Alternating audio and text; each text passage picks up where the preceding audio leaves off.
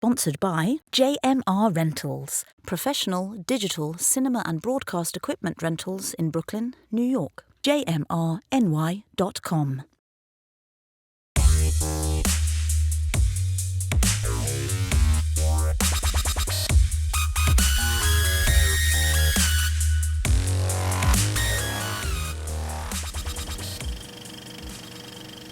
Hello and welcome to No Rest for the Weekend. I'm Jason Godbey, and today on the program, I'll be speaking with Alice Lucy and Casper Van Dien, the stars of the new Swissploitation film Mad Heidi. But first, we got some film festival news for you. First up, we head to the West Coast for HollyShorts. The Oscar-qualifying shorts festival is now in its 19th year. According to their recent press release, known for being the catalyst for films to qualify and go on to win Oscars, this year the Academy has granted the festival their fourth Oscar-qualifying award for documentary short films. This accolade will join the other three top awards: Best Short Film Grand Prize, Best Short Animation, and Best Short Live Action. This year, the festival will take place in Hollywood, running from August 10th to the 20th. For more information, their website is HollyShorts.com. Next, we head to Italy for the 80th edition of the Venice Film Festival, where the opening night film will be Challengers, directed by Luca Guadagnino. The film stars Zendaya, Josh O'Connor, Rachel O'Connor, and is produced by Amy Pascal, who you'll know as the producer of the Spider-Man films. The Venice Film Festival will run from August 30th to September 9th, and for more information, you can visit their website, labiennial.org. Heading back to the States, the Telluride Film Festival will run from September 1st to the 4th. They will be celebrating their 50th year running. Each Labor Day weekend, the city of Telluride plays host to fans and creators from all over who attend this well-loved festival. Now, as of this taping, we don't have an official lineup, but we do hope to have updates for you soon. For more information, the festival website is TellurideFilmFestival.org. Our neighbors to the north in Canada have one of the biggest film festivals on the planet. The 48th edition of the Toronto International Film Festival will run from September 7th to the 17th. According to their website, TIFF is dedicated to presenting the best of international and Canadian cinema and creating transformational experiences for film lovers and creators of all ages and backgrounds. Now, for more information on that festival, the website is tiff.net. Also, in September, back here in New York City, we have the Soho International Film Festival. That festival will run from September 14th to the 21st. Now, that's a festival we've been covering since year one of the podcast. It's a favorite of ours. Last year, they were back at Village East Cinema for the first time since 2019, where I caught up with the festival's executive director, Sybil Santiago. Sybil, how does it feel to be back here at Village East? It feels amazing. It was a little bit nerve-wracking before we started, and we weren't sure what to expect. We didn't know how people would be like, but as soon as the doors opened and as soon as the filmmakers came in, it was like, like that family reunion that you actually look forward to. Because everyone, even though a lot of people just met each other for the first time, it felt like everybody knew each other for so long because they were looking forward to having this moment together. So it was really, really nice. It was kind of somewhat wholesome too, how beautiful it was. So it was great. It was great to be back. Feels like a homecoming. It really super is a homecoming. Even the after party, it's just everybody didn't want to leave. I mean, we had the next day still coming and people just stayed. So it was really great. Give me some highlights that you've seen so far and kind of talk about what's to come. Absolutely. First of all, right now we have a film that's going that we really love. It's a documentary about skateboarders, so it's really fun to see them all come into the theater with their skateboards. And we actually have quite a lot of short films this year from different parts of the world and within the country. Who've been really, really great stories. One of the things that I noticed this year, though, is that it's so much more diverse. It was almost easy to be diverse on my program because my submissions are actually diverse. And there were so many really strong, I know this is a word that's used in the industry a lot, authentic stories, but it sincerely were a lot of pure authentic stories that's being told by the filmmakers. So To me, I always say this, it just shows you the resilience of independent filmmakers and how important it is for industry to support and follow and nurture independent filmmakers, because that's where it all starts, the storytelling. So it's really exciting to see new and veteran filmmakers making all of these projects, and somehow through the pandemic making their projects, getting it done, getting it finished, and now they're here at the festival. It's just so exciting. I mean, I don't know how else to. It's really a celebration. It is. It truly is. It truly is, and I hope it stays the same. Last year, we talked about the Soho Film Forum. So can you give us an update? Actually, what is that, 'cause for people who don't know, and then just kind of give us an update on what's happening? So the Soho Film Forum is our nonprofit arm, where we're looking to expand more on the education and sort of nurturing new filmmakers and people that are getting into the industry. We got our nonprofit actually just before the pandemic, and we were supposed to launch in 2020. And unfortunately, we got locked down. We closed down, so it was a little bit difficult to have a formal launch for the nonprofit.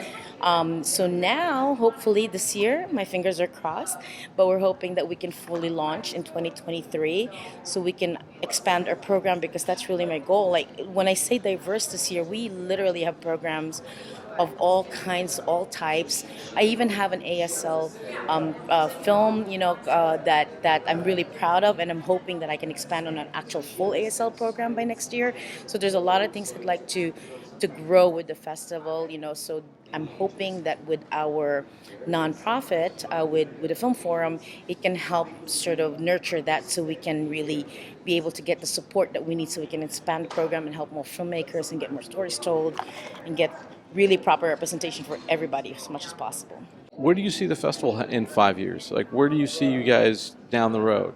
Down the road, I hope that we can expand it to a full festival. Like, for example, right now, we are pretty limited in the number of screens that we can have in the theater that we're in.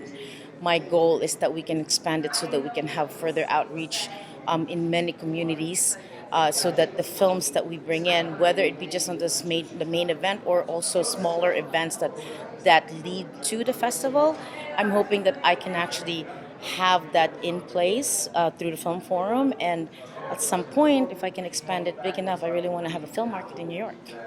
And that's my vision board for the festival that I'm hoping that we could expand onto.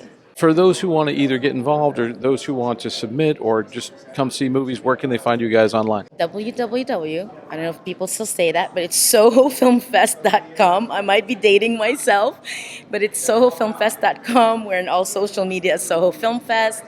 I hope you follow us. I hope you watched the films from the film festival, because we have some really amazing filmmakers. And I hope that we get to see your film, your project on our next festival. One festival that we covered last year and hope to again this year is the New York Film Festival, which will run from September 29th to October 15th. This prestigious festival is currently celebrating its 61st year. Last year, we reviewed quite a few of the films there, including Decision to Leave, Armageddon Time, Showing Up, and of course Tar, which was nominated for 5 Academy Awards, including a nomination for Cate Blanchett for Best Actor. She did take home the BAFTA for her work. I also interviewed Mark Jenkin and Mary Woodvine, the director and actor team behind Innis Maine, which was sort of a festival darling. You can check out all of our videos on New York Film Festival 2022 on our YouTube channel, youtube.com/getbehindtherabbit. And for more on the New York Film Festival, their website is filmlink.org. October is a month jam-packed with film festival action and events.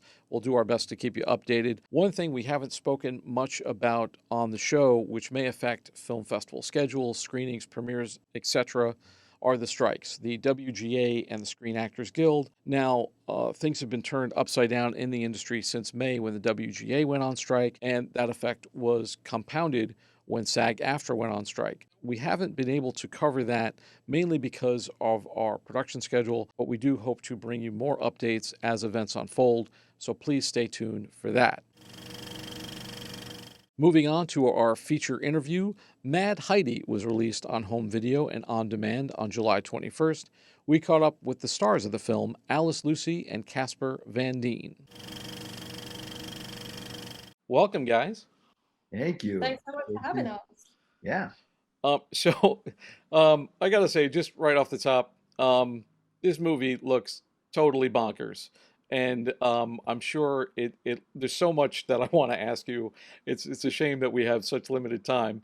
My first, well, first just to set everything up for the uninitiated, how would you describe this film to someone? I actually do have a description that I give to people, which is if you took a childhood fairy tale and made it in the theme of South Park meets Kill Bill, that is how I describe Mad Heidi. That is brilliant. It's a takeoff on the old story of Heidi, and it's done in this sort of action film, revenge, grindhouse type. My first question is when, and you know, feel free to jump in here. What was when you were first approached about this role? What was your reaction to the script? I think that both of us just thought it was a bit nuts in all the best ways. I, for one, could definitely see the passion that they'd put into this project and the thought and the detail that they put into this project. I've said before, when I got sent the script, the level of detail in symbolism and messaging within the stage directions of the script was so clear from the offset. And I had such an early draft of the script as well. Well, I say early. It was early for me. I had many after that one. So the first one that I got still had such a high level of detail. And I just loved that they really backed themselves. It's so absurd and it's so, you know, bonkers, but they really believed in themselves. And you can't help but believe in people that believe in themselves like that. And yeah, I had to get involved. And what about you, Casper? Your role, I keep wanting to describe him as like Swiss cheese Hitler kind of thing.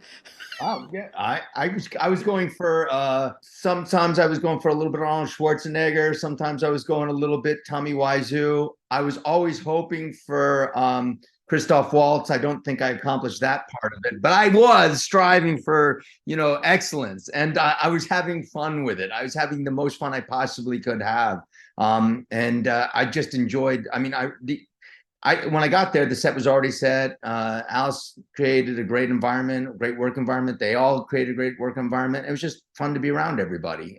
It was a great set to be on, and they really just let us play, and that was so much fun. And everything was set up. There was so many details in it, and everybody's so excited. It was infectious. The excitement and everybody wanting to do the best job they could. It was just wonderful. Alice, obviously you play Heidi.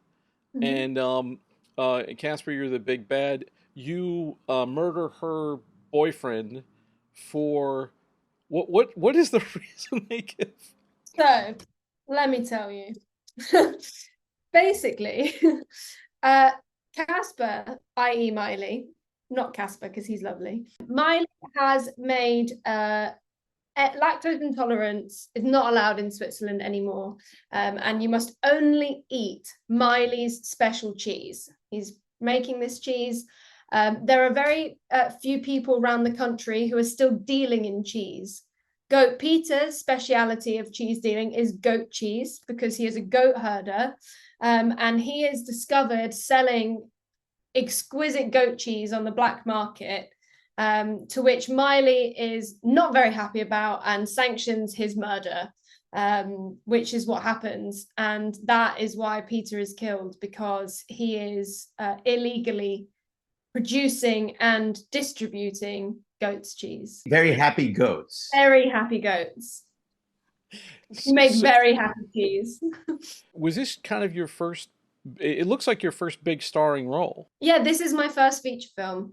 Mad Heidi was my first feature film and my first sort of major credit. So yeah, it was big one to sort of kick off with. Was there any sort of fear or apprehension about that, or I mean, it looks like you just kind of dove right in. Yeah, I think any fear or apprehension I had within myself was washed away quite quickly. I think everyone, or at least most of the performers that I know who are my friends, we all have imposter syndrome, and we all question whether or not we should really be there, or if we were the right choice, and you know, could they have done this? And you, in this industry, you really have to back yourself and believe in yourself. And especially coming out of COVID, I was definitely coming out of a crisis of confidence, and being able to know, I'd said, oh, because I'm a black belt, I got this, or oh, because I'd read it as a kid, this has come through. And actually I got to set, and they were so lovely and so welcoming, and gave me the room to play and to get things wrong, and to know that if I did get it wrong, that I could try again. I think especially for my first role, it was so lovely to have that opportunity to grow, not only as an actor, but as a person as well, to trust my instincts, and to know that it's okay to believe in yourself. Because I think as well, with, you have to be humble in this industry. You absolutely do, because there's no point in having an ego, and I don't believe in having an ego. But I do believe that for people to believe in you, you have to believe in yourself.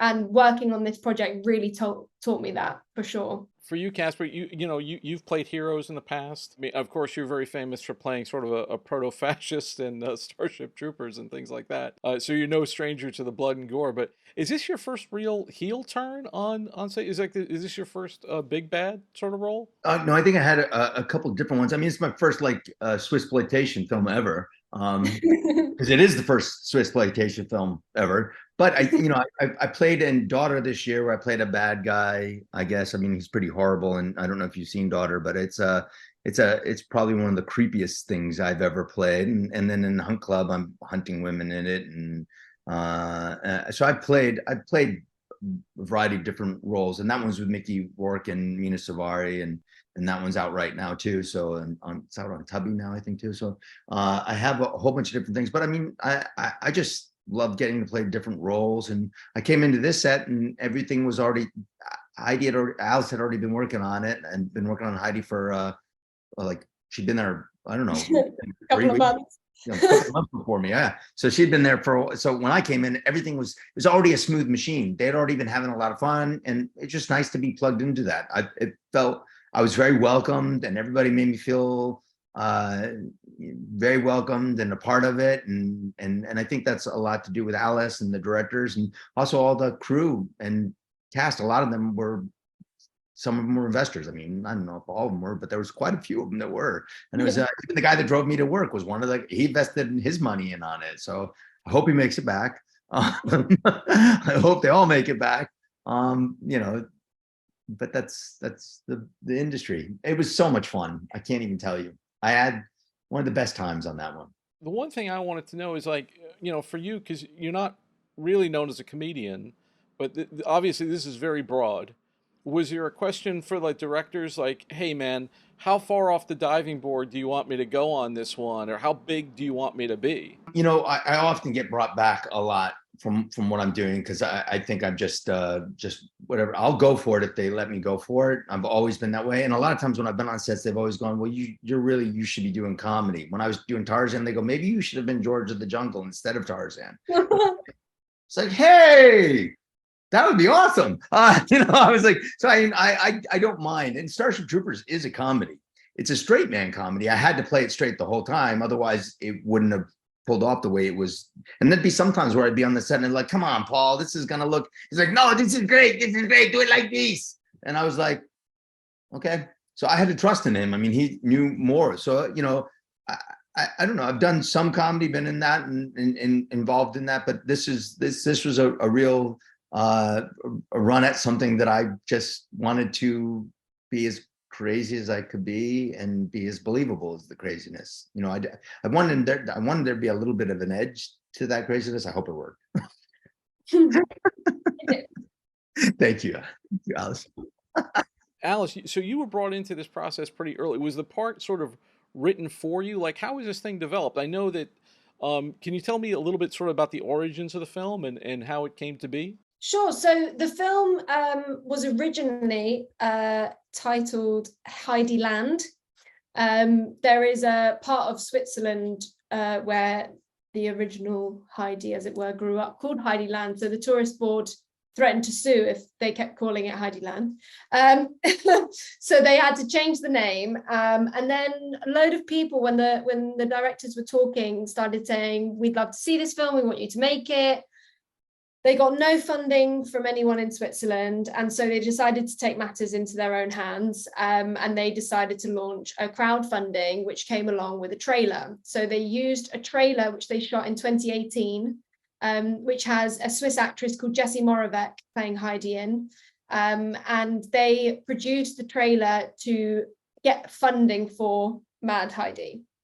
And so they'd already started writing it. They knew they wanted to do the project. They'd partnered with Film Chain, managed to get articles over in Screen Daily, and raised a bit of awareness about the project. And then in 2021, which is when they started casting again for Heidi, because Jessie had said she was in a different sort of part of her life now, and she wanted to focus much more on creation and directing and producing and writing.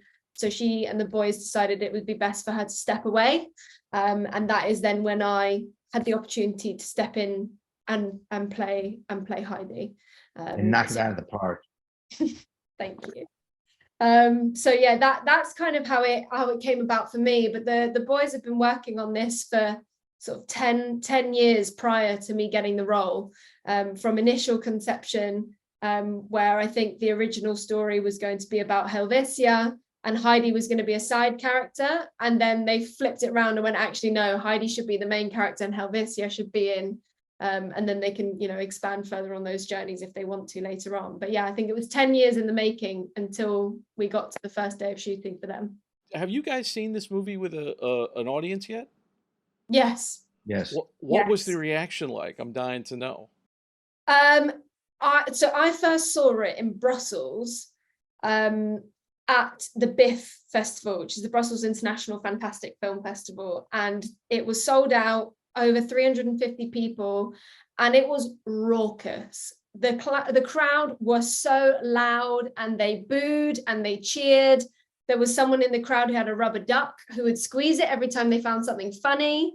There were a couple of lads in front of me who were having a chat about the film as it was going on, and they were deciding what team they were on, and then they would just both do this at each other, and it was such an amazing feeling. And then I got to go to the Zurich Film Festival and watch it there, in Switzerland, and we were kind of like the black sheep of the festival there, because I think a lot of people in Switzerland, originally it was very much 50-50 split of people who were really excited and buzzing about this film, and a lot of people who thought it was sacrilege, basically.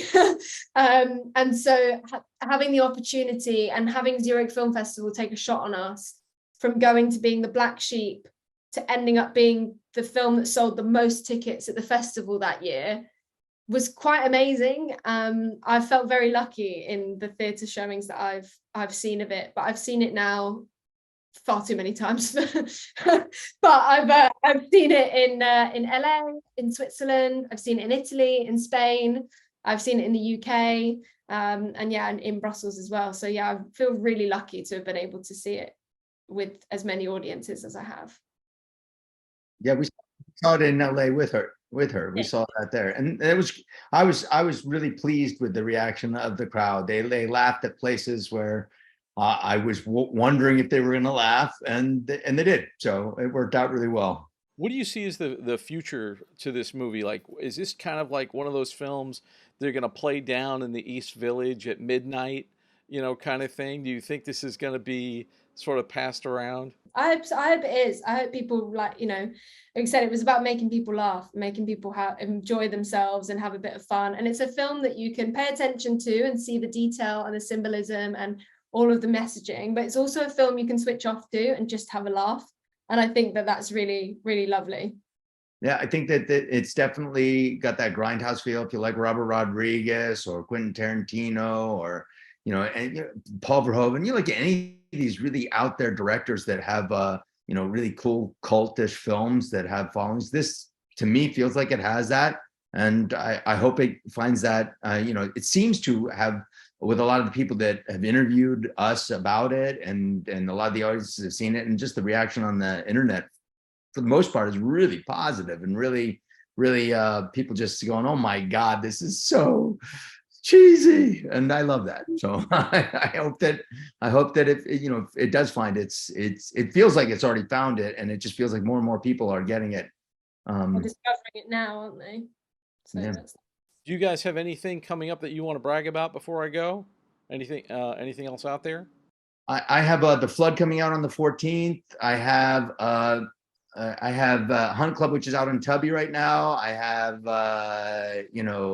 Monsters of California coming out in September that Tom DeLonge directed. I got a couple other movies out, and I got this film. So very glad to be here, man. So thank you for interviewing us, man. Oh, thank you. And Alice, I hope this is a star turn for you as well. And, maybe you won't have to, murder as many folks in the next one.